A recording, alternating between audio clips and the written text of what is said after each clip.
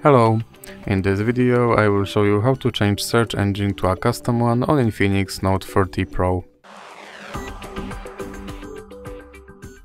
So you have to start with opening your internet browser, and now you have to go to your custom search engine website, and for this example I will use yep.com. And you have to search something using this custom search engine.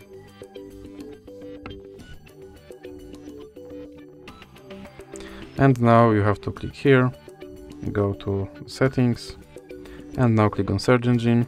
And in recently visited you should have now yep.com option, so you can select that and then click back. And as you can see, my search engine is now set to yep. So that's it for this video. If you like it, please remember to leave like and subscribe.